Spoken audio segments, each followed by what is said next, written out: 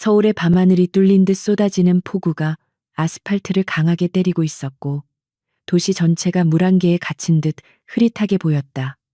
이서연 중위는 며칠간 이어진 고강도 전술 훈련을 마치고 부대 밖으로 나왔지만 그녀의 눈빛에는 피로감 대신 날카로운 긴장감이 서려 있었다. 빗줄기가 그녀의 짧은 머리카락을 타고 흘러내려 군복 위로 떨어졌지만 그녀는 우산을 쓸 생각조차 하지 않은 채 묵묵히 걸음을 옮기고 있었다. 차가운 빗물이 피부에 닿는 감각만이 그녀가 살아있음을 실감하게 해주는 유일한 자극인 것처럼 느껴졌고 그녀는 그 고요한 고독을 즐기고 있었다. 인적이 드문 외곽 도로를 지나던 서연의 시야에 비상등을 켠 채 멈춰선 검은색 고급 세단 한 대가 흐릿하게 들어왔다. 차량의 보닛에서는 희미한 연기가 피어오르고 있었고 그 옆에는 중년의 여성이 어쩔 줄 몰라 하며 불안하게 서성이고 있었다. 빗속에서도 기품이 느껴지는 그 여성의 주변으로 불량해 보이는 남성 서너 명이 위협적인 태도로 접근하고 있는 모습이 서연의 예리한 눈에 포착되었다. 서연의 발걸음이 본능적으로 멈췄고 그녀의 감각은 순식간에 휴식 상태에서 전투 모드로 전환되며 근육이 팽팽하게 긴장했다. 남성들은 단순히 차량 고장을 도움을 주려는 선한 의도가 아님이 분명해 보였으며 그들의 손에는 쇠파이프와 같은 둔탁한 물체들이 들려 있었다. 중년 여성은 공포에 질린 표정으로 뒷걸음질 쳤지만 차체에 막혀 더 이상 물러설 곳이 없는 막다른 상황이었다. 그들은 여성을 향해 거친 욕설을 내뱉으며 금품을 요구하거나 더 나쁜 짓을 저지를 기세로 점점 거리를 좁혀오고 있었다. 이 상황을 지켜보던 서연은 깊은 한숨을 내쉬며 신고 있던 전투화 끈을 단단히 고쳐 메고 그들을 향해 걸어갔다. 서연은 망설임 없이 그들 사이로 걸어 들어갔고 빗소리에 묻혀 발소리조차 들리지 않을 만큼 은밀하고 신속하게 접근했다. 그녀가 남성들 중 우두머리로 보이는 자의 어깨를 가볍게 짚자 그는 짜증 섞인 얼굴로 욕설을 내뱉으며 뒤를 돌아보았다. 하지만 그가 마주한 것은 살기가 등등한 서연의 차가운 눈동자였고 그 순간 공기 흐름이 바뀌는 듯한 서늘함이 주변을 감돌았다. 서연은 낮고 위압적인 목소리로 그들에게 당장 물러가라고 경고했지만 그들은 여자가 끼어들었다며 비웃으며 그녀를 향해 무기를 휘둘렀다. 첫 번째 공격이 들어오는 순간 서연의 몸은 반사적으로 움직여 상대의 팔을 낚아채 관절을 꺾어버리는 동시에 중심을 무너뜨렸다. 고통에 찬 비명소리가 빗소리를 뚫고 울려 퍼지기도 전에 그녀는 회전 발차기로 또 다른 남자의 턱을 정확히 가격하여 쓰러뜨렸다. 군더더기 없는 동작은 마치 잘 짜인 춤처럼 유려했지만 그 파괴력은 상상을 초월하는 것이어서 보는 이로 하여금 전율을 느끼게 했다.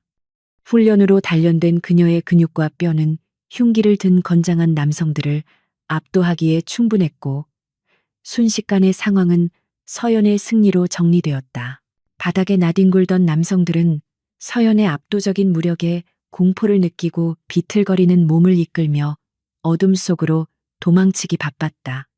상황이 종료되자 서연은 숨을 고르며 주저앉아 떨고 있는 중년 여성에게 다가가 그녀의 상태를 살폈다.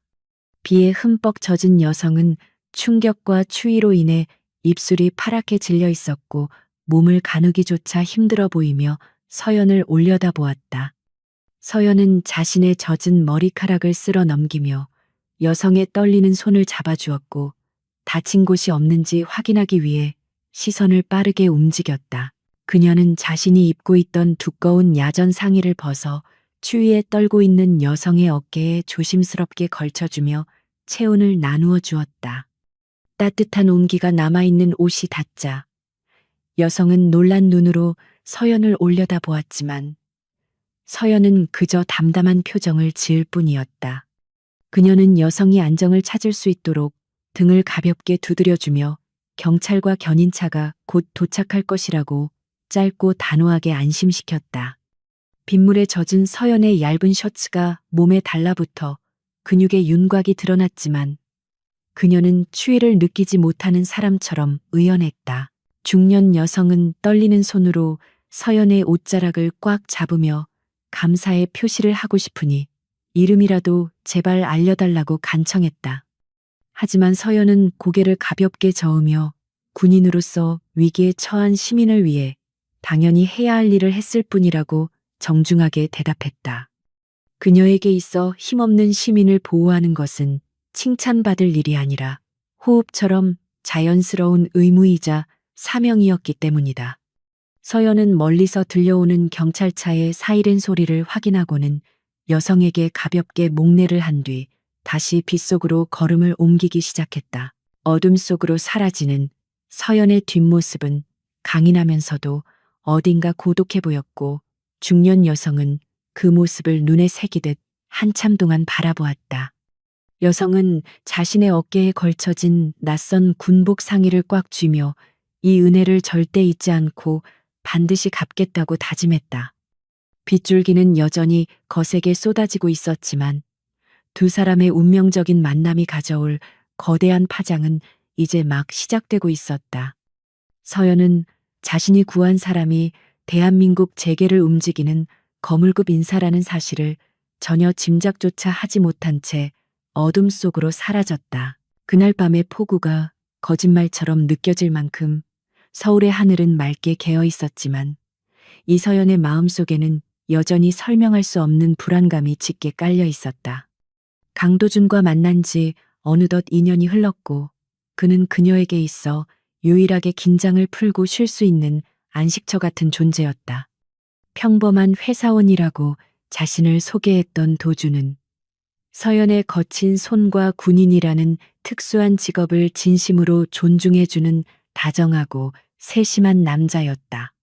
하지만 2주일 전 그 사건 이후로 서연은 도준에게서 미묘하게 달라진 공기를 감지하고 있었고 그것은 그녀의 직감을 자극했다.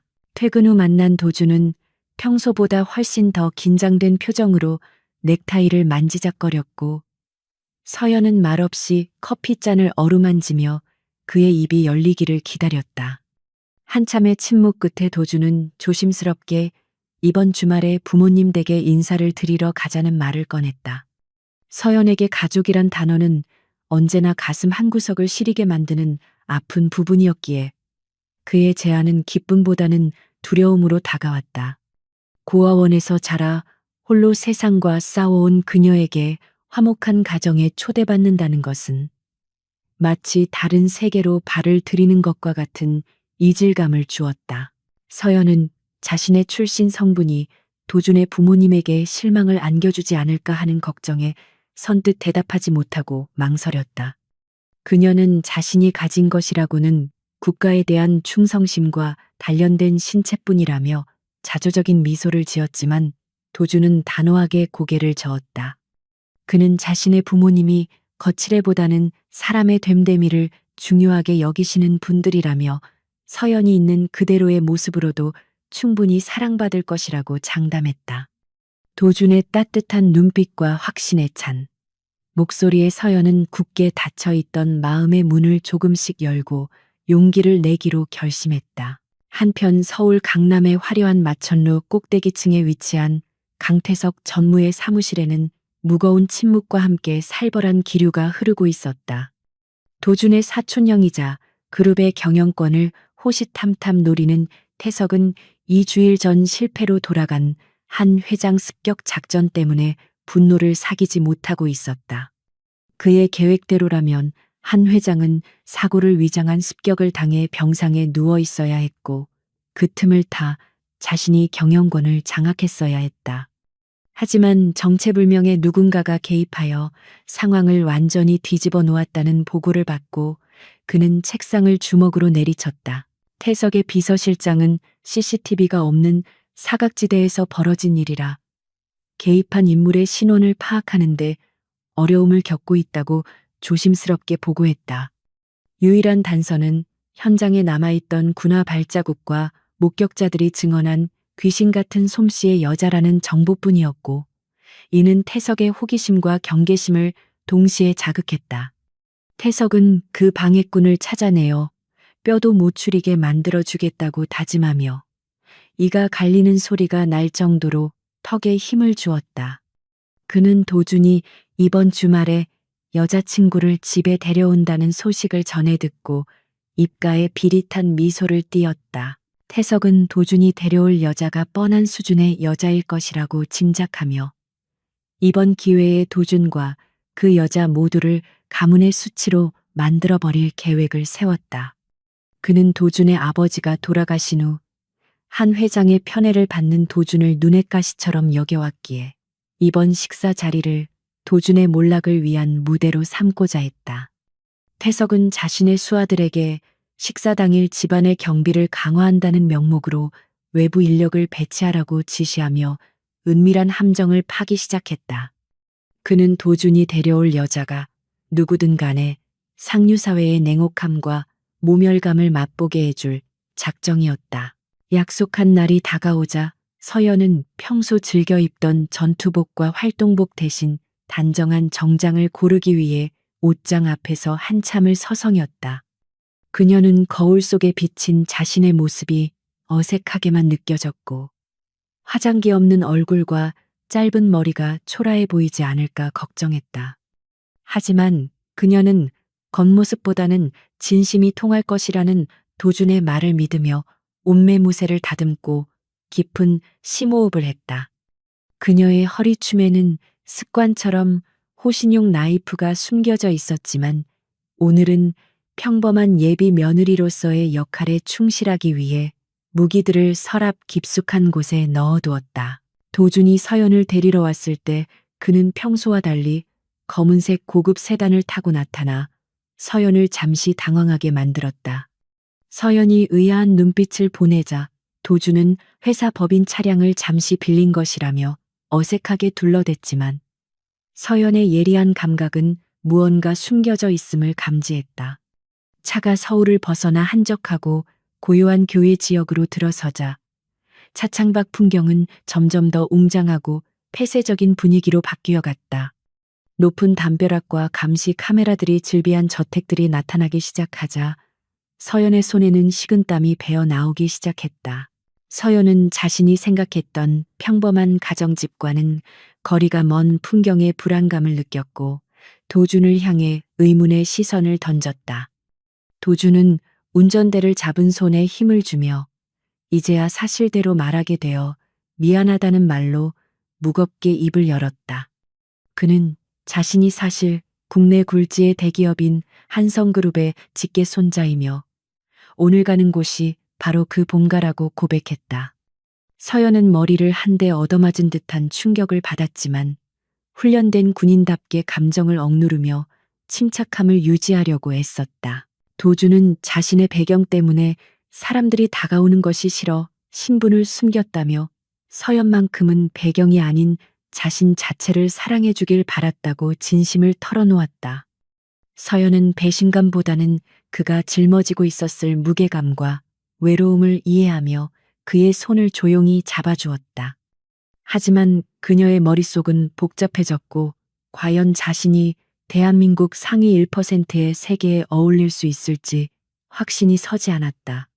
차는 거대한 철제대문을 통과하여 마치 요새와도 같은 저택의 입구로 천천히 미끄러져 들어갔다. 정원에는 잘 가꾸어진 조경수들이 늘어서 있었고 곳곳에 배치된 경호원들의 날카로운 시선이 차 안을 훑고 지나가는 것이 느껴졌다. 서연은 직업적인 본능으로 경호원들의 위치와 동선을 파악하며 이곳이 단순한 집이 아니라 철저하게 통제된 구역임을 깨달았다.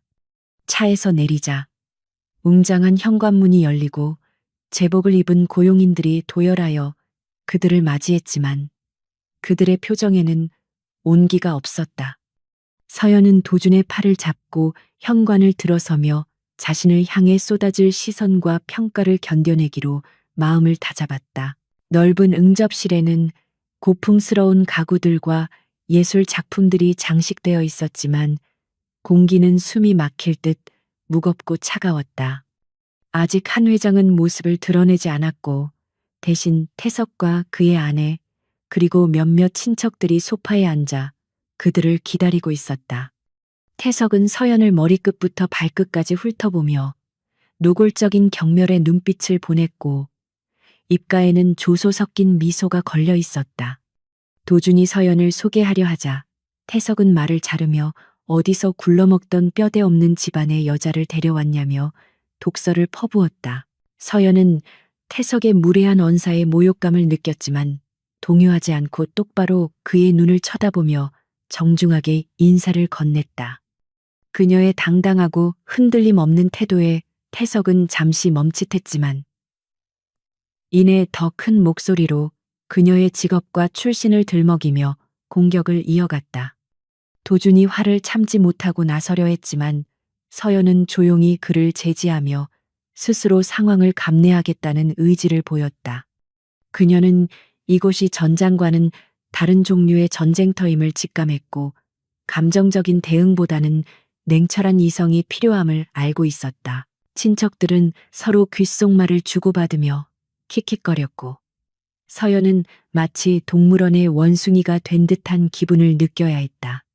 태석은 서연에게 와인을 권하는 척하며 일부러 잔을 엎질러 그녀의 옷을 더럽히는 유치하고 비열한 행동까지 서슴지 않았다. 붉은 와인이 서연의 하얀 블라우스에 번져나갔지만 그녀는 당황하지 않고 냅킨으로 옷을 닦으며 태석을 차갑게 노려보았다. 그 순간 서연의 눈빛에서 뿜어져 나오는 살기에 태석은 등골이 오싹해지는 것을 느꼈지만 애써 무시하며 비웃음을 멈추지 않았다. 그때 2층 계단에서 누군가 내려오는 소리가 들렸고 소란스럽던 응접실은 순식간에 쥐 죽은 듯 조용해졌다. 도준의 표정이 밝아지며 할머니라고 불렀고 서연은 긴장된 마음으로 소리가 나는 곳을 향해 고개를 돌렸다. 아직 얼굴은 보이지 않았지만 지팡이를 짚는 소리와 함께 위험 있는 발걸음 소리가 점점 가까워지고 있었다. 서연은 이 집안의 가장 큰 어른이자 도준이 가장 존경한다는 분을 마주할 준비를 하며 흐트러진 옷매무새를 다시 한번 점검했다. 태석은 회심의 미소를 지으며 이제 곧 한 회장이 이 천박한 여자를 내쫓을 것이라고 확신하며 상황을 즐기고 있었다.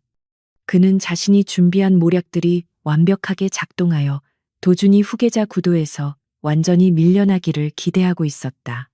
하지만 운명의 수레바퀴는 태석이 전혀 예상하지 못한 방향으로 굴러가고 있었고 그 중심에는 서연이 있었다.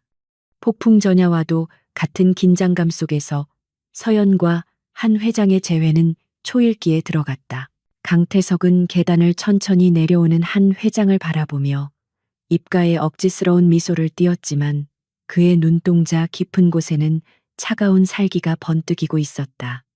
그는 며칠 전 놈들을 시켜 눈엣 가시 같은 노인네를 조용히 처리하려던 계획이 실패로 돌아간 것에 대해 여전히 끓어오르는 분노를 사귀지 못하고 있었다. 정체불명의 회방꾼 때문에 완벽했던 암살 계획이 틀어졌지만 그는 오늘 밤이야말로 늙은 호랑이와 어린 사자를 동시에 사냥할 절호의 기회라고 확신했다. 그는 집안 곳곳에 심어둔 자신의 수족들이 은밀한 신호만을 기다리고 있다는 사실을 상기하며 재킷 안주머니에 꽂힌 만년필을 만지작거렸다. 한 회장은 평소보다 눈에 띄게 수척해진 모습으로 지팡이에 의지한 채 힘겹게 걸음을 옮겼고 그 모습은 그녀가 겪었을 심리적 충격을 짐작게 했다. 도준이 황급히 달려가 할머니를 부축하자 한 회장의 굳어있던 얼굴에 잠시나마 온화한 미소가 번졌지만 그 눈빛은 여전히 불안하게 흔들리고 있었다. 그녀는 사랑하는 손자가 데려온 손님을 제대로 맞이하고 싶었지만 기력이 쇠하여 고개를 들 힘조차 없는 듯 가볍게 눈인사만 건네고 상석에 앉았다. 태석은 그 틈을 타 서연과 한 회장의 시선이 마주치지 못하도록 교묘하게 자리를 배치하며 두 사람 사이를 가로막았다. 식당으로 이동하는 동안 서연의 예리한 감각은 이 저택을 감싸고 있는 기류가 단순한 가족 모임의 불편함과는 차원이 다르다는 것을 감지했다. 복도 곳곳에 배치된 보안 요원들의 서 있는 자세와 눈빛은 일반적인 경호원이라기보다는 실전 경험이 풍부한 용병들의 그것과 흡사했다. 그들의 손등에 박힌 굳은 살과 재킷 위로 불룩하게 튀어나온 흉기의 윤곽은 서연의 머릿속에 경고등을 켜지게 만들었다. 그녀는 본능적으로 비상구의 위치와 샹들리에의 낙하 지점, 그리고 무기로 사용할 수 있는 주변 사물들을 머릿속으로 빠르게 스캔하기 시작했다. 화려한 샹들리에 아래 차려진 만찬 테이블에는 최고급 요리들이 즐비했지만 그 누구도 음식에 손을 대지 않은 채 팽팽한 긴장감만이 감돌고 있었다. 태석은 와인잔을 빙글빙글 돌리며 도준을 향해 회사의 최근 실적 하락을 언급하며 노골적으로 비꼬기 시작했다. 그는 도준이 추진했던 프로젝트들이 모두 실패할 것이라는 악담을 퍼부으며 한 회장이 듣는 앞에서 손자의 무능함을 부각시키려 애썼다. 도준은 입술을 깨물며 침묵을 지켰지만 식탁 아래 쥐어진 그의 주먹은 분노로 인해 하얗게 질려 부들부들 떨리고 있었다. 서연은 도준의 허벅지에 자신의 손을 살며시 얹으며 그에게 무언의 위로와 침착함을 전달하려 노력했다. 그녀의 따뜻하고 단단한 손길에 도준은 겨우 이성을 되찾고 거친 숨을 고르며 태석의 도발에 넘어가지 않으려 마음을 다잡았다. 서연은 태석이 단순히 도준을 모욕하기 위해 이러는 것이 아니라 무언가 더 큰 그림을 그리고 있다는 것을 직감적으로 알아차렸다. 태석의 시선이 자꾸만 식당 입구를 지키고 있는 덩치 큰 사내들에게 향하는 것을 포착한 서연은 근육을 긴장시키며 만약의 사태에 대비했다. 식사가 진행될수록 태석의 공격 수위는 점점 더 높아졌고 이제는 도준을 넘어 서연의 부모님까지 들먹이며 인신공격을 서슴지 않았다. 그는 고아라는 서연의 출신을 언급하며 근본 없는 여자가 재벌가에 들어와 물을 흐린다며 혀를 찼다. 한 회장이 불편한 기색을 내비치며 그만하라고 경고했지만 태석은 이미 제동 장치가 고장난 폭주기관차처럼 멈출 줄을 몰랐다. 서연은 모욕감에 치를 떨기보다는 냉철한 분석가로서 태석의 심리 상태와 그가 노리는 허점을 파악하는 데 집중했다. 그때 태석의 눈짓을 받은 웨이터 중 한 명이 와인병을 들고 서연의 뒤로 다가왔고 서연의 뒤통수에는 서늘한 기운이 스쳐 지나갔다. 서연은 굳이 뒤를 돌아보지 않아도 그 웨이터의 살기와 근육의 움직임을 통해 그가 단순한 서빙을 하러 온 것이 아님을 감지했다. 놈은 와인을 따르는 척하다가 서연의 옷에 쏟거나 혹은 더 직접적인 위협을 가할 준비를 하고 있는 것이 분명했다. 서연은 테이블 위에 놓인 나이프의 위치를 확인하고 발을 살짝 뒤로 빼며 무게 중심을 이동시켜 언제든지 튀어나갈 준비를 마쳤다. 식당 안의 공기는 마치 성냥불만 그으면 폭발할 것 같은 가스실처럼 위태로웠고 모든 시선이 태석과 서연 사이에 집중되었다. 태석은 서연이 공포에 질려 울음을 터뜨리거나 도준이 폭력을 행사하여 이를 망치기를 기대하며 비릿한 웃음을 흘렸다. 하지만 서연은 태석의 예상과는 달리 너무나도 평온하고 차분한 표정으로 그를 응시하고 있었고 그 눈빛은 태석을 묘하게 거슬리게 만들었다.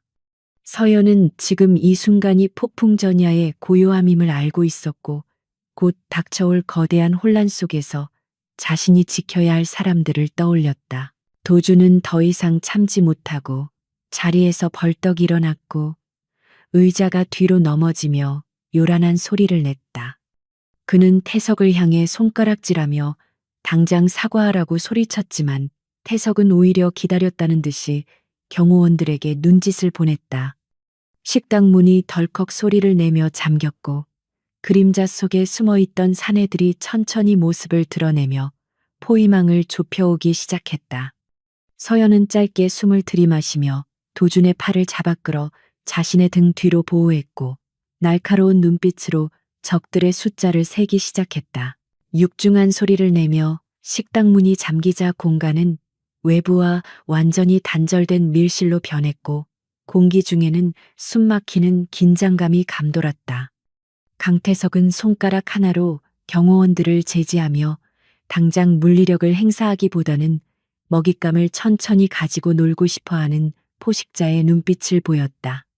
그는 도준과 서연이 공포에 질려 무릎을 꿇고 애원하는 모습을 보고 싶어 했으며 그것이야말로 그가 생각하는 진정한 승리였다.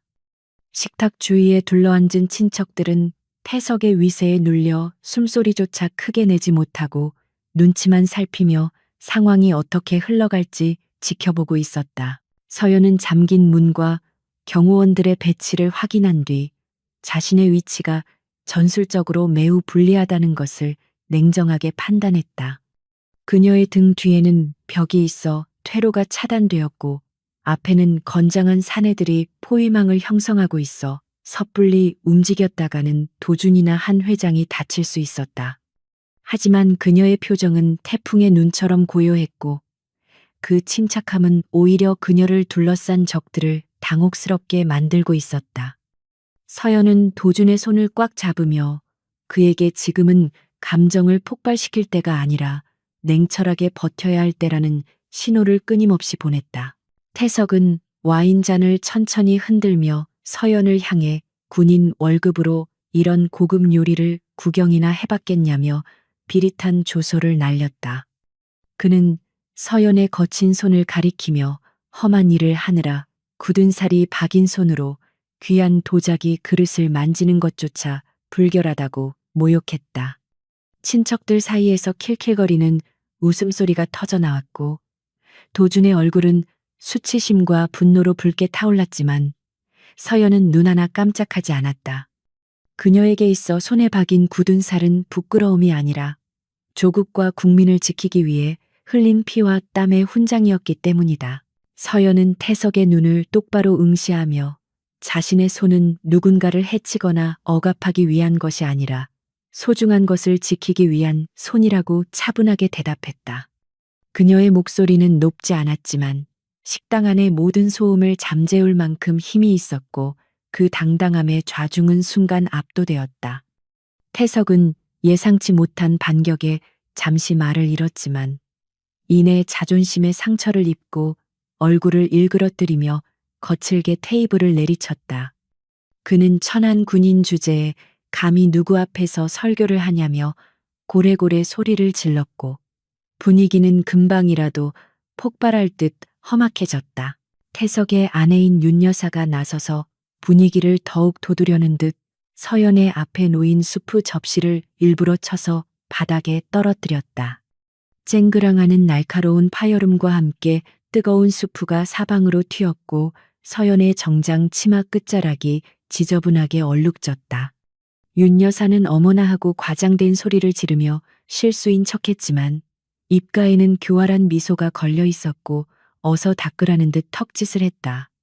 이것은 명백히 서연을 하녀 취급하며 인격을 짓밟으려는 저급하고 유치한 도발이었고 도주는 참지 못하고 의자를 박차고 일어나려 했다. 서연은 도준의 팔을 잡고 고개를 가로저으며 그를 진정시킨 뒤 천천히 자리에서 일어나 윤 여사를 내려다보았다. 그녀는 닦으라는 말에 순응하는 대신 냅킨을 들어 자신의 옷에 묻은 얼룩을 털어내며 품위 있는 태도를 잃지 않았다. 서연은 실수가 잦은 것을 보니 손이 많이 떨리시는 것 같다며 병원에 가보시는 게 좋겠다고 정중하게 되받아쳤다. 윤 여사는 얼굴이 홍당무처럼 빨개지며 부들부들 떨었고 태석은 더 이상 말로 하는 공격이 통하지 않음을 깨닫고 눈짓으로 경호원들에게 신호를 보냈다. 그때 상석에 앉아있던 한 회장이 고통스러운 신음소리를 내며 가슴을 움켜쥐었고 식당 안의 시선이 일제히 그녀에게 쏠렸다. 한 회장은 며칠 전 빗속에서의 사고 후유증과 지금의 극심한 스트레스로 인해 호흡 곤란을 일으키고 있는 것이 분명해 보였다. 하지만 태석은 어머니의 고통을 보고도 걱정하기는커녕 오히려 이 상황을 이용해 도준을 더욱 압박할 기회로 삼으려는 듯 냉담한 태도를 보였다. 그는 도준에게 네가 데려온 여자 때문에 어머니가 충격을 받아 쓰러지신 거라며 모든 책임을 도준에게 뒤집어 씌웠다. 도준이 할머니에게 달려가려 했지만 경호원들이 그의 앞을 막아서며 거칠게 밀쳤고 도준은 바닥으로 나뒹굴었다. 서연의 눈빛이 순식간에 매섭게 변하며 도준을 밀친 경호원의 손목을 낚아채 순식간에 꺾어버렸다. 우두둑하는 뼛소리와 함께 경호원이 비명을 지르며 주저앉았고 식당 안은 순식간에 아수라장으로 변했다.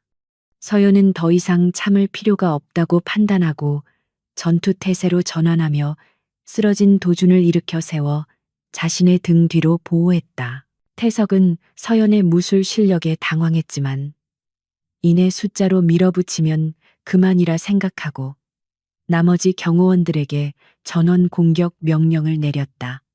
좁은 식당 안에서 10여 명의 건장한 사내들이 서연을 향해 달려들었지만 그녀는 마치 물 흐르듯 유연하게 움직이며 공격을 피했다. 그녀는 식탁 위에 포크와 나이프를 집어던져 선두의 선자들의 시야를 방해하고 의자를 발로 차서 진로를 막았다. 서연의 움직임은 인간의 한계를 넘어선 듯 빠르고 정확했으며 그녀가 지나간 자리에는 신음하는 남자들이 나뒹굴었다. 서연은 난전 속에서도 한 회장의 상태를 살피기 위해 필사적으로 상석 쪽으로 이동하며 길을 뚫었다. 한 회장은 흐릿해지는 의식 속에서도 자신을 향해 다가오는 서연의 모습을 보며 어딘가 익숙한 기시감을 느꼈다. 빗속에서 자신을 구해주었던 그 강인한 눈빛과 거침없는 몸놀림이 지금 눈앞에 있는 여자의 모습과 겹쳐 보이기 시작했다. 한 회장은 떨리는 손으로 식탁볼을 움켜쥐며 안경을 고쳐 쓰고 서연의 얼굴을 자세히 보려고 애썼다. 태석은 서연이 한 회장에게 접근하는 것을 막기 위해 비명을 지르며 자신의 개인 경호실장인 덩치 큰 사내를 내보냈다.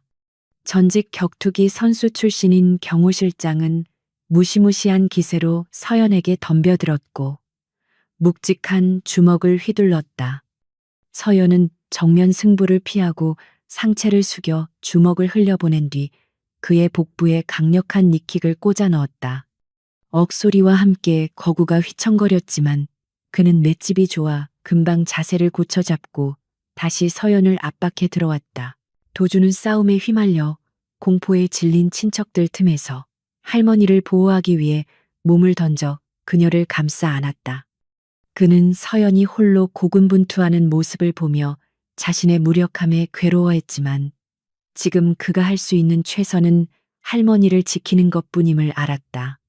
서연은 경호실장의 맹공을 막아내느라 입술이 터지고 옷이 찢어졌지만 눈빛만은 형형하게 빛나고 있었다.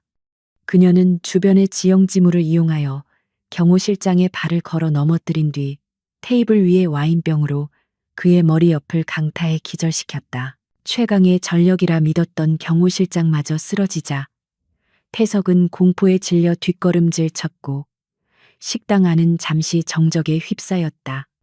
서연은 거친 숨을 몰아쉬며 피 묻은 입가를 손등으로 닦아내고 한 회장이 있는 쪽으로 천천히 걸어갔다. 그녀의 흐트러진 머리카락 사이로 땀방울이 흘러내렸고 찢어진 블라우스 사이로 드러난 상처들이 그녀의 치열했던 사투를 증명해주고 있었다. 경호원들은 서연의 기세에 눌려 더 이상 덤벼들지 못하고 주춤거렸으며 길을 터주었다. 서연은 도준의 품에 안겨있는 한 회장 앞에 무릎을 꿇고 괜찮으신지 상태를 살피기 위해 그녀의 손목을 잡고 맥박을 체크했다. 한 회장은 가까이 다가온 서연의 얼굴을 보며 기억의 퍼즐이 완벽하게 맞춰지는 것을 느꼈다. 빗속에 그날 밤 자신에게 따뜻한 군복을 덮어주었던 생명의 은인이 바로 눈앞에 이 아가씨라는 사실을 깨달은 것이다. 한 회장의 눈에서 뜨거운 눈물이 흘러내렸고 그녀는 떨리는 목소리로 무언가 말하려 했지만 목이 메어 소리가 나오지 않았다. 태석은 상황이 이상하게 돌아가는 것을 감지하고 마지막 발악을 하듯 품에서 권총을 꺼내 들어 서연을 겨누었다. 그는 미친 사람처럼 웃으며 모두 다 죽여버리고 사고로 위장하면 그만이라고 소리쳤다. 총구를 본 친척들은 비명을 지르며 테이블 밑으로 숨었고 도준은 서연을 막아서려 했지만 서연이 더 빨랐다. 그녀는 도준을 밀쳐내고 태석을 향해 날카로운 시선을 고정하며 천천히 일어섰다. 서연은 총구 앞에서도 전혀 위축되지 않고 오히려 태석을 향해 한 걸음씩 다가갔고 그 모습은 마치 죽음을 두려워하지 않는 사신과도 같았다. 태석은 손을 떨며 오지 말라고 소리쳤지만 서연의 압도적인 카리스마에 눌려 방아쇠를 당기지 못하고 주저했다. 서연은 태석의 눈을 바라보며 당신은 쏠 수 없을 것이라고 낮지만 확신에 찬 목소리로 말했다. 그녀는 태석이 권력욕에 눈이 멀었을 뿐 진정한 살인자가 될 배짱은 없다는 것을 간파하고 있었다. 바로 그 순간 식당 밖에서 요란한 헬리콥터 소리와 함께 창문이 깨지며 섬광탄이 터졌고 실내는 하얀 빛과 연기로 가득 찼다. 서연은 본능적으로 눈을 감고 귀를 막으며 바닥에 엎드렸고 도준과 한 회장을 자신의 몸으로 덮어 보호했다. 이것은 서연이 사전에 만약의 사태를 대비해 동료들에게 요청해둔 긴급 지원 신호에 따른 구조 작전의 시작이었다. 연기가 거치고 무장한 특수부대원들이 밧줄을 타고 내려와 식당 안으로 진입하며 상황을 장악하기 시작했다. 태석은 당황하여 허공에 총을 발사했지만 특수부대원들에 의해 순식간에 제압당해 바닥에 얼굴을 처박혔다. 상황이 종료되자 서연은 자리에서 일어나 먼지를 털어내고 한 회장을 부축해 의자에 앉혔다. 한 회장은 여전히 충격이 가시지 않은 표정이었지만 서연을 바라보는 눈빛만은 확신과 애정으로 가득 차 있었다. 그녀는 옆에 놓인 가방을 가리키며 도준에게 무언가를 꺼내달라고 손짓했다. 도준이 가방에서 꺼낸 것은 깨끗하게 세탁되고 다림질된 서연의 군복 상의였고 그 옷을 본 순간 서연의 눈동자가 흔들렸다. 한 회장은 그 옷을 받아들고 서연에게 내밀며 그날 밤 고마웠다는 말과 함께 따뜻한 미소를 지었다. 식당 안의 모든 사람들이 숨을 죽이고 이 극적인 장면을 지켜보았고 태석은 절망적인 표정으로 고개를 떨구었다. 서연은 떨리는 손으로 자신의 옷을 받아들며 비로소 긴장이 풀린 듯 환한 미소로 화답했다. 식당을 가득 채웠던 화약 연기가 서서히 거치자 바닥에 엎드려 있던 사람들은 하나둘씩 고개를 들었고 그들의 눈앞에는 믿을 수 없는 광경이 펼쳐져 있었다. 한 회장의 손에 들린 낡고 투박한 군복 상의는 화려한 샹들리의 조명 아래에서 이질적인 존재감을 드러내고 있었지만 그 어떤 명품보다도 빛나 보였다. 그 옷은 비바람이 몰아치던 그날 밤 아무런 대가 없이 낯선 노인에게 건네졌던 순수한 호의와 희생의 상징이었으며 이서연이라는 사람의 진가를 증명하는 결정적인 증거였다. 친척들은 자신들이 천박하다고 비웃었던 그 여자가 사실은 가문의 수장인 한 회장의 생명의 은인이었다는 사실에 경악하며 입을 다물지 못했다. 한 회장은 떨리는 손으로 서연의 뺨에 묻은 핏자국을 조심스럽게 닦아주며 미안함과 고마움이 뒤섞인 눈빛으로 그녀를 바라보았다. 그녀는 자신이 며느리감으로 맞이하고 싶었던 강인하고 따뜻한 심성을 가진 여인이 바로 손자가 사랑하는 사람이라는 사실에 운명적인 전율을 느꼈다. 한 회장의 눈가에는 맺혀있던 눈물이 주름진 볼을 타고 흘러내렸고 그녀는 서연의 손을 꽉 잡으며 이제야 제대로 된 인사를 하게 되어 미안하다고 목이 메인 소리로 말했다. 서연은 쑥스러운 듯 시선을 내리깔았지만 그녀의 입가에는 옅은 미소가 번졌고 그 모습은 강인한 전사가 아닌 수줍은 손녀딸처럼 보였다. 하지만 바닥에 제압당해 있던 강태석은 이 감동적인 재회의 순간을 도저히 받아들일 수 없다는 듯 악에 바친 비명을 질러댔다. 그는 특수부대원들의 무릎에 눌려 꼼짝 못하는 상황에서도 고개를 쳐들고 이것은 모두 조작된 쇼라고 억지를 부리며 발악했다. 태석은 서연이 미리 상황을 꾸며 한 회장의 환심을 산 뒤 재산을 가로채기 위해 이 집에 들어온 꽃뱀이자 사기꾼이라고 모함했다. 그의 눈은 광기로 번들거렸고 자신의 패배를 인정하는 대신 모든 것을 파괴해버리겠다는 맹목적인 증오만이 가득 차 있었다. 서연은 태석의 비열한 모함에도 동요하지 않고 차가운 눈빛으로 그를 내려다보며 더 이상 취해지지 말라고 나직하게 경고했다. 그녀는 진실은 말이 아니라 행동으로 증명되는 것이라며 태석이 꾸며왔던 모든 음모와 비리 증거들이 이미 확보되었다고 담담하게 알렸다. 서연의 동료들이 태석의 개인 금고와 비밀 서버에서 추출한 자료들이 담긴 태블릿 PC를 도준에게 건네주었고 도준은 떨리는 손으로 화면을 확인했다. 그 안에는 한 회장을 노린 암살 계획부터 회사 돈 횡령에 이르기까지 태석의 추악한 민낯이 낱낱이 기록되어 있었다. 증거가 드러나자 태석의 얼굴은 사색이 되었지만 그는 여기서 멈추지 않고 최후의 발악을 위해 숨겨두었던 마지막 카드를 꺼내 들었다. 그는 품속에 숨기고 있던 소형 통신기 버튼을 눌렀고 그 순간 저택 전체를 뒤흔드는 굉음과 함께 전기가 차단되며 사방이 암흑천지로 변했다. 이것은 태석이 만약에 사태를 대비해 고용해둔 외국계 용병 부대에게 보내는 공격 개시 신호였으며 그들에게는 목격자를 남기지 말라는 잔혹한 명령이 하달되어 있었다.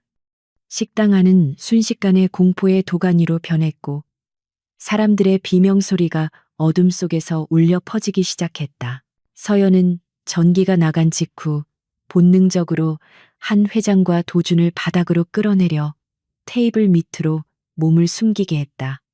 그녀의 예상대로 창문 밖에서 붉은 레이저 포인트들이 춤을 추듯 실내를 훑고 지나갔고 곧이어 유리창이 깨지는 소리와 함께 무차별적인 사격이 시작되었다. 태석이 고용한 용병들은 일반 경호원들과는 차원이 다른 살상무기로 무장한 전문가들이었고 그들은 저택을 요새화하여 외부의 진입을 막고 내부를 소탕하려 했다. 서연은 동료들에게 무전을 쳐 상황을 알리려 했지만 태석이 미리 설치해둔 전파 방해 장치 때문에 통신이 불가능했다.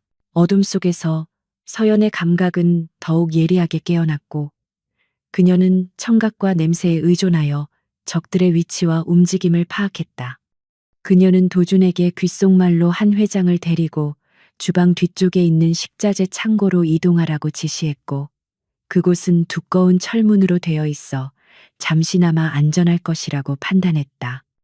도준은 두려움에 다리가 떨렸지만 서연의 단호한 목소리에 용기를 얻어 한 회장을 부축하고 포복 자세로 이동을 시작했다. 서연은 그들이 무사히 빠져나갈 시간을 벌기 위해 식당에 남아 적들의 시선을 자신에게 집중시키기로 결심했다. 서연은 깨진 유리 조각을 집어들어 반대편 벽으로 던져 소리를 냈고 예상대로 용병들의 사격이 그쪽으로 집중되었다. 그 틈을 타 그녀는 어둠 속을 표범처럼 빠르게 이동하여 가장 먼저 진입한 용병의 뒤를 잡고 단숨에 제압했다. 용병이 들고 있던 소총을 빼앗은 서연은 능숙한 솜씨로 탄창을 확인하고 조정관을 단발로 맞춘 뒤 반격을 시작했다. 그녀의 정확한 사격에 창가에 매복해 있던 적들이 하나둘씩 쓰러졌고 식당 안은 총구에서 뿜어져 나오는 불꽃으로 번쩍였다. 한편 도준과 한 회장은 쏟아지는 총알을 피해 간신히 주방으로 들어섰지만 그곳에도 이미 태석의 수하가 매복하고 있었다. 칼을 든 괴한이 어둠 속에서 튀어나와 도준을 덮쳤고 도준은 엉겁결에 주변에 있던 프라이팬을 휘둘러 공격을 막아냈다. 평생 싸움이라곤 해본 적 없는 도준이었지만 사랑하는 할머니와 자신을 믿어준 서연을 위해 초인적인 힘을 발휘하여 괴한과 맞서 싸웠다. 한 회장은 손자의 필사적인 모습을 보며 눈물을 흘렸고 주변에 있는 조리 도구들을 던져 도준을 도왔다. 서연은 식당의 적들을 어느 정도 정리한 뒤 도준이 걱정되어 주방 쪽으로 향하려 했지만 더 강력한 중화기로 무장한 적의 지원 병력이 현관을 폭파하고 진입했다. 거대한 폭발음과 함께 먼지 구름이 일었고 중무장한 용병들이 전술 대형을 갖추고 밀고 들어오자 서연은 잠시 주춤할 수밖에 없었다. 그녀는 혼자서 다수의 적을 상대하는 것은 무모하다고 판단하고 연막탄을 터뜨려 시야를 가린 뒤 2층으로 이어지는 계단 쪽으로 몸을 피했다. 그녀의 목표는 적들을 분산시키고 지형지물을 이용해 각계격파하는 게릴라 전술로 전환하는 것이었다. 태석은 혼란을 틈타 자신을 제압하고 있던 특수부대원 서연의 동료의 허벅지를 숨겨둔 나이프로 찌르고 탈출에 성공했다. 그는 피 묻은 얼굴로 광소하며 무전기를 통해 용병 대장에게 서연과 도준, 그리고 한 회장 모두를 사살하라고 고래고래 소리쳤다. 이제 그는 이성적인 판단이 불가능한 상태였으며 자신의 범죄를 덮기 위해 친어머니와 조카마저 희생시키려는 괴물이 되어 있었다. 태석은 비밀 통로를 통해 자신의 집무실로 이동하여 해외 도피를 위한 자금을 챙기려 했다. 서연은 2층 난간에 매달려 1층 로비의 상황을 살피며 머릿속으로 빠르게 작전 지도를 그려나갔다. 적들은 프로들이었지만 이곳은 그녀가 파악해둔 지형이었고 어둠은 훈련된 그녀에게 있어 가장 강력한 아군이었다. 그녀는 샹들리에를 지탱하고 있는 로프를 발견하고 정확한 사격으로 끊어버려 아래에 모여있던 적들의 머리 위로 떨어뜨렸다.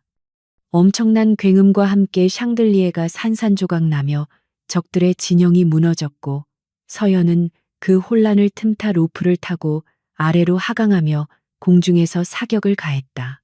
그녀의 움직임은 마치 액션 영화의 한 장면처럼 화려하고 치명적이었으며 적들은 하늘에서 떨어지는 사신을 보며 공포에 질렸다.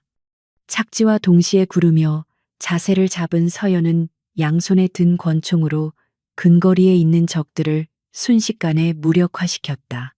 하지만 탄알이 바닥나자 그녀는 총을 버리고 맨손 격투로 전환하여 달려드는 적들의 관절을 꺾고 급소를 가격했다. 그녀의 몸은 이미 한계에 다다랐지만 정신력 하나로 버티며 오직 도준과 한 회장이 있는 주방으로 가는 길을 뚫기 위해 전진했다. 주방에 도착한 서연은 도준이 피투성이가 된 채 괴한을 제압하고 헐떡거리는 모습을 발견하고 안도의 한숨을 내쉬었다. 도준은 서연을 보자마자 긴장이 풀린 듯 다리에 힘이 풀려 주저앉았지만 눈빛만은 살아있었다. 서연은 도준의 어깨를 감싸 안으며 잘했다고 칭찬해 주었고 한 회장은 무사한 두 사람을 보며 감사의 기도를 올렸다. 하지만 아직 상황은 끝나지 않았고 태석이 도주를 위해 헬기를 호출했다는 무전 내용이 서연의 귀에 들려왔다. 서연은 태석을 이대로 보내면 평생 도준과 한 회장이 위험에 시달릴 것임을 알기에 결단을 내려야만 했다. 그녀는 도준에게 한 회장을 데리고 지하 벙커로 숨으라고 지시한 뒤 자신은 태석을 잡기 위해 옥상으로 가겠다고 말했다. 도준은 위험하다며 만류했지만 서연은 걱정 말라며 짧게 입을 맞추고 다시 전장으로 뛰어들었다.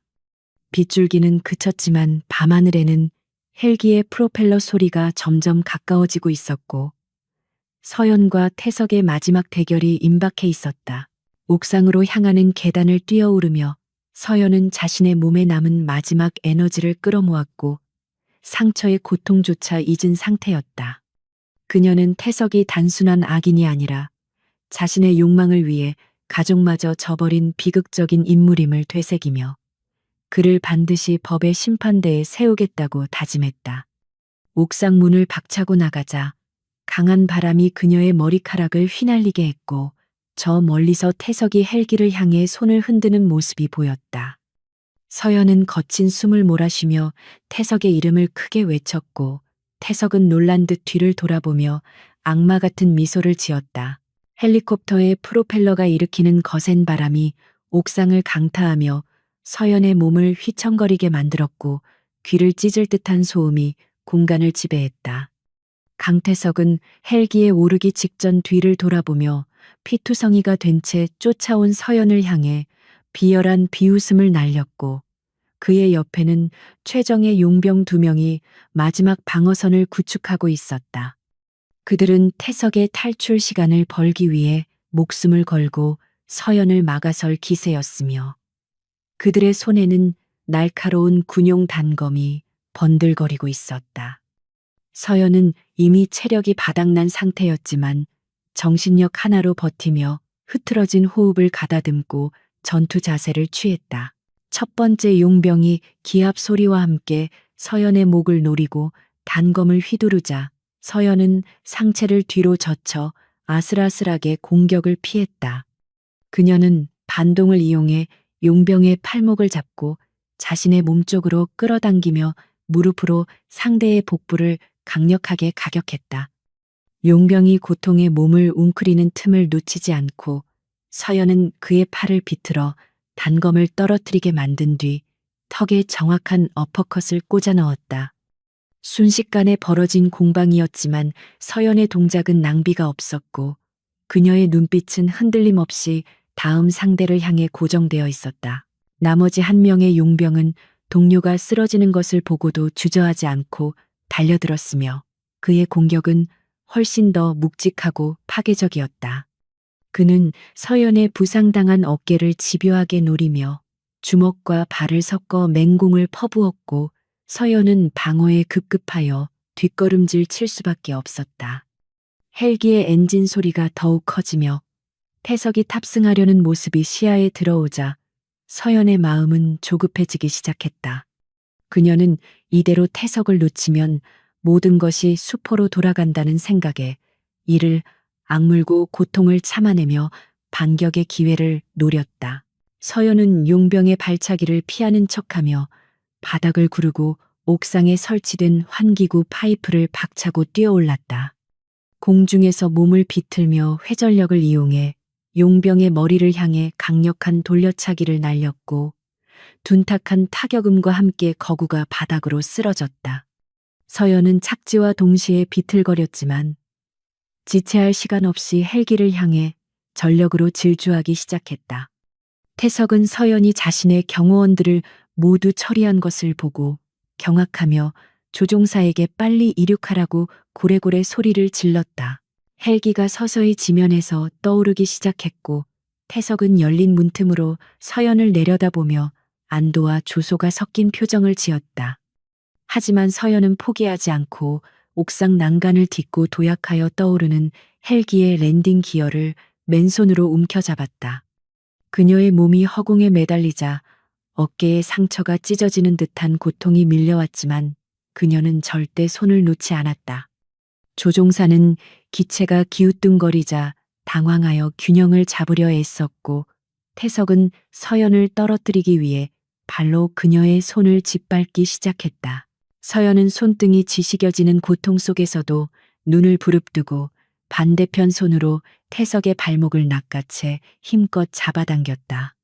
예상치 못한 힘에 중심을 잃은 태석은 비명을 지르며 헬기 밖으로 튕겨져 나왔고 두 사람은 엉겨 붙은 채 옥상 바닥으로 거칠게 추락했다. 콘크리트 바닥에 부딪힌 충격으로 서연은 잠시 숨이 닿는 듯 했지만 본능적으로 몸을 굴려 낙법을 취해 피해를 최소화했다. 반면 태석은 준비 없이 떨어져 팔다리가 꺾인 채 고통에 몸부림치며 바닥을 기어다니고 있었다. 서연은 비틀거리며 일어나 태석에게 다가갔고 그녀의 그림자가 공포에 질린 태석의 얼굴 위로 짙게 드리워졌다. 태석은 뒷걸음질치며 제발 살려달라고 애원했고 돈이라면 얼마든지 주겠다며 비굴하게 협상을 시도했다. 하지만 서연은 대답 대신 차가운 눈빛으로 그를 내려다보며 수갑을 꺼내 그의 손목에 단단히 채웠다. 그녀는 당신이 매수할 수 있는 것은 당신과 똑같은 쓰레기들 뿐이라며 정의는 돈으로 살 수 없다는 사실을 뼈저리게 느끼게 해주겠다고 일갈했다. 그때 옥상 문이 열리며 경찰 특공대와 서연의 동료들이 들이닥쳤고 하늘에는 지원 나온 경찰 헬기가 서치라이트를 비추었다. 밝은 빛이 옥상을 가득 채우자 태석은 모든 것이 끝났음을 깨닫고 절망적인 표정으로 고개를 떨구었다. 도준이 헐레벌떡 뛰어와 서연을 찾았고 피투성이가 된 채 서 있는 그녀를 발견하자마자 달려와 으스러지도록 끌어안았다. 서연은 도준의 품에 안겨 비로소 긴장이 풀린 듯 다리에 힘이 풀렸고 거친 숨을 몰아쉬며 그의 어깨에 얼굴을 묻었다. 특공대원들은 태석을 연행하며 그에게 미란다 원칙을 고지했고 태석은 끌려가면서도 억울하다며 고함을 질렀지만 아무도 귀 기울이지 않았다. 서연의 동료 중 한 명이 다가와 서연에게 경례를 붙이며 작전 성공을 알렸고 서연은 힘겹게 마주 경례를 했다. 옥상의 거센 바람도 멈추고 도시의 야경이 평온하게 빛나고 있었지만 서연의 몸은 전투의 후유증으로 미세하게 떨리고 있었다. 도준은 자신의 재킷을 벗어 서연에게 덮어주며 이제 다 괜찮다고 속삭였고 서연은 그 말에 깊은 안도감을 느꼈다. 잠시 후 한 회장이 비서들의 부축을 받으며 옥상으로 올라왔고 수갑을 차고 끌려가는 아들. 태석의 모습을 비통한 표정으로 지켜보았다. 그녀는 어머니로서 자식을 잘못 가르친 죄책감에 가슴을 쳤지만 가문의 수장으로서 법의 심판을 피하게 할 생각은 추호도 없었다. 한 회장은 서연에게 다가가 떨리는 손으로 그녀의 상처 입은 손을 잡으며 가문의 명예와 가족의 목숨을 구해준 것에 대해 진심으로 감사를 표했다. 서연은 한 회장의 눈물을 닦아주며 이것이 자신이 해야 할 일이었을 뿐이라고 겸손하게 답했다. 현장은 빠르게 정리되었고 부상자들은 대기하고 있던 구급차로 이송되기 시작했으며 서연도 응급처치를 받기 위해 이동해야 했다. 구급요원이 서연의 상처를 소독하는 동안 도준은 그녀의 곁을 한시도 떠나지 않고 손을 꼭 잡고 있었다. 서연은 따가운 소독약 냄새와 통증 속에서도 도준의 따뜻한 체온을 느끼며 자신이 혼자가 아님을 실감했다. 그녀는 창밖으로 밝아오는 여명을 바라보며 길고 길었던 밤이 지나고 새로운 아침이 오고 있음을 느꼈다. 서연은 구급차에 오르기 전 뒤를 돌아보며 엉망이 된 저택을 바라보았고 그곳에는 탐욕과 오만이 남긴 상처가 가득했다. 하지만 그녀는 그 폐허 속에서 다시 피어날 희망을 보았고 도준과 함께라면 어떤 어려움도 이겨낼 수 있을 것이라는 확신을 가졌다.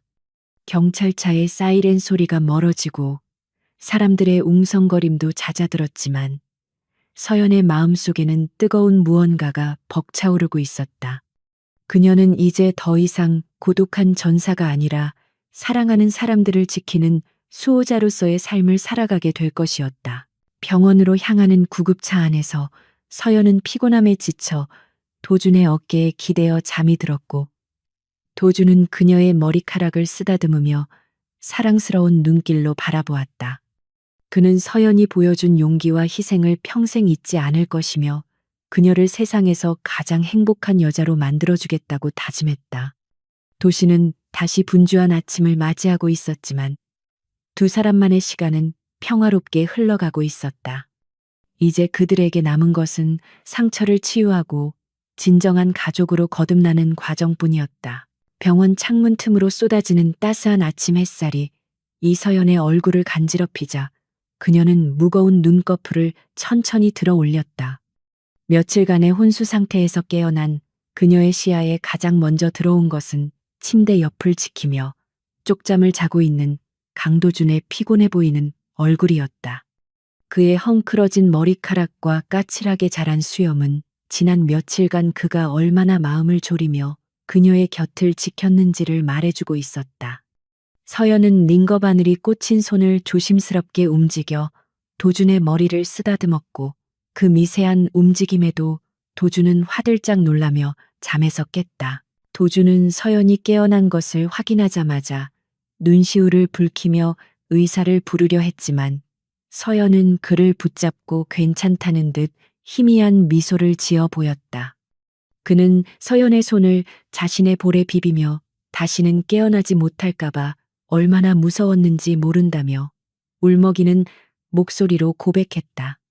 전쟁터에서도 두려움을 모르던 서연이었지만 자신을 위해 진심으로 눈물을 흘려주는 사람 앞에서는 마음이 한없이 약해지는 것을 느꼈다. 두 사람은 말없이 서로의 체온을 느끼며 살아있음의 기쁨과 함께 찾아온 평화로운 아침을 만끽했다. 얼마 지나지 않아 병실 문이 열리고 한 회장이 들어왔는데 그녀의 표정은 예전의 엄격하고 차가운 기업 총수의 모습과는 전혀 달랐다. 그녀는 직접 끓여온 죽이 담긴 보온병을 손에 들고 있었고 서연을 바라보는 눈빛에는 어머니와 같은 따뜻한 자애로움이 가득했다. 한 회장은 침대 맡에 앉아 서연의 손을 잡으며 우리 집안 때문에 겪지 않아도 될 고초를 겪게 해서 미안하다고 진심 어린 사과를 건넸다.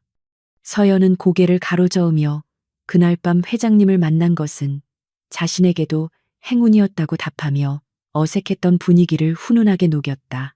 뉴스를 통해 강태석과 그 일당들이 모두 구속되었고 한성 그룹 내의 부패 세력들이 일망타진되었다는 소식이 전해졌다.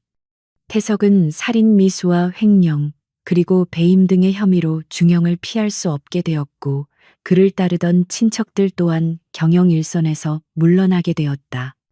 도주는 할머니를 도와 그룹의 경영 정상화를 위해 밤낮으로 뛰어다니면서도 매일 서연의 병실을 찾아와 하루 일과를 조잘조잘 이야기했다. 서연은 도준이 더 이상 유약한 도련님이 아니라 한 기업을 책임지는 리더로 성장해가는 모습을 흐뭇하게 지켜보았다. 계절이 바뀌어 서연이 퇴원하는 날 병원 앞에는 수많은 취재진이 몰려들었지만 도준은 그녀를 보호하며 뒷문으로 빠져나갔다. 그들이 도착한 곳은 그 끔찍했던 기억이 남아있는 도준의 본가였지만 이제 그곳의 풍경은 예전과는 사뭇 다르게 느껴졌다. 높게만 보였던 담벼락은 아늑한 울타리처럼 느껴졌고 차갑게만 보였던 정원의 나무들은 싱그러운 초록빛을 뽐내며 그들을 반겨주는 듯했다. 고용인들은 진심으로 서연을 환영하며 머리 숙여 인사했고 그들의 미소에는 존경과 감사의 마음이 담겨 있었다. 저녁 식사 자리는 지난번의 아수라장과는 정반대로 화기애애하고 웃음꽃이 피어나는 행복한 시간이었다. 한 회장은 서연을 위해 최고급 보양식들을 준비시켰고 식사 내내 서연의 그릇에 반찬을 올려주며 살뜰히 챙겼다. 그녀는 서연에게 이제 너는 내 생명의 은인이자 하나뿐인 며느리라며 앞으로 이 집안의 든든한 버팀목이 되어달라고 부탁했다. 서연은 가족이라는 단어가 주는 묵직한 울림에 가슴이 벅차올랐고 처음으로 자신이 돌아올 곳이 생겼다는 사실에 깊은 안도감을 느꼈다. 식사가 끝난 후 한 회장은 서연을 자신의 서재로 데려가 낡은 상자 하나를 건넸고 서연은 조심스럽게 뚜껑을 열어보았다. 그 안에는 깨끗하게 수선된 서연의 군복 상의와 함께 대대로 내려오는 영롱한 빛깔의 비추 반지가 들어 있었다. 한 회장은 이 군복이 우리 인연의 시작이었다면 이 반지는 우리 가족의 미래를 약속하는 증표라고 설명하며 서연의 손가락에 직접 끼워 주었다. 서연은 군복을 어루만지며 비 오는 날 밤에 우연히 만들어낸 기적 같은 인연에 대해 다시 한번 생각하게 되었다. 도주는 정원 테라스로 서연을 데리고 나가 밤하늘의 별을 바라보며 품에서 작은 벨벳 케이스를 꺼냈다. 그는 화려한 수식어 대신 앞으로 평생 너의 뒤에서 너를 지켜주는 보급관이 되고 싶다며 담백하지만 진심이 담긴 프러포즈를 했다. 서연은 피식 웃음을 터뜨리며 자신은 전방 공격수니까 보급관이 아주 중요하겠다고 농담을 던지며 그의 프러포즈를 받아들였다. 두 사람은 달빛 아래서 입을 맞추었고 그들의 그림자는 하나로 겹쳐지며 영원한 사랑을 맹세했다. 1년 후 화창한 봄날 야외 결혼식장은 하객들의 축복 소리와 꽃향기로 가득 찼고 버진 로드 끝에는 턱시도를 입은 도준이 서 있었다. 서연은 순백의 웨딩드레스를 입었지만 부케 안에는 작은 군번줄을 숨겨두어 자신의 정체성을 잊지 않았음을 보여주었다. 한 회장은 혼주석에 앉아 눈가를 훔치며 세상에서 가장 아름다운 신부의 입장을 지켜보았고, 하객들은 뜨거운 박수로 그들의 앞날을 축복했다. 서연의 동료 군인들이 예도물을 하며 길을 열어주었고, 서연은 당당한 발걸음으로 도준을 향해 걸어갔다. 결혼식이 끝나고 피로연이 무르익을 무렵 서연은 잠시 틈을 타 한 회장에게 다가가 귓속말로 고맙다는 인사를 전했다. 한 회장은 서연의 손을 꼭 잡으며 네가 나에게 옷을 덮어주던 그 순간부터 너는 이미 내 딸이었다고 따뜻하게 속삭였다. 서연은 그 말에 눈물이 핑 도는 것을 느끼며 고개를 끄덕였고, 세 사람은 서로를 마주보며 환하게 웃었다. 악연이 될 뻔했던 만남은 서로의 진심과 용기 덕분에 세상에서 가장 단단한 가족이라는 결실을 맺게 되었다. 이야기는 시간이 흘러도 전설처럼 회자되었는데, 한성그룹의 안주인이 된 서연이 여전히 군 복무를 이어가며 노블레스 오블리주를 실천했기 때문이다. 그녀는 자신의 지위와 재력을 이용하여 소외된 이웃을 돕고 전역 군인들의 복지를 위해 힘쓰며 존경받는 인물로 거듭났다. 도준 역시 서연의 내조 덕분에 그룹을 투명하고 건실하게 이끌며 재계의 모범적인 경영인으로 인정받게 되었다. 그들은 가끔 비가 오는 날이면 창밖을 바라보며 그날 밤의 기적을 추억하곤 했다. 어느 비 오는 늦은 밤, 서연은 퇴근길에 우산도 없이 걸어가는 한 노인을 발견하고 차를 세우라 지시했다. 그녀는 망설임 없이 차에서 내려 자신의 코트를 벗어 노인의 어깨에 덮어주었고, 도준은 흐뭇한 미소로 그 모습을 지켜보았다. 친절은 돌고 돌아 결국 자신에게 돌아온다는 진리를 그녀는 누구보다 잘 알고 있었기 때문이었다. 빗줄기 속에서 피어난 그들의 사랑과 인류에는 세상을 조금 더 따뜻하게 만드는 작은 등불이 되어 영원히 빛날 것이다.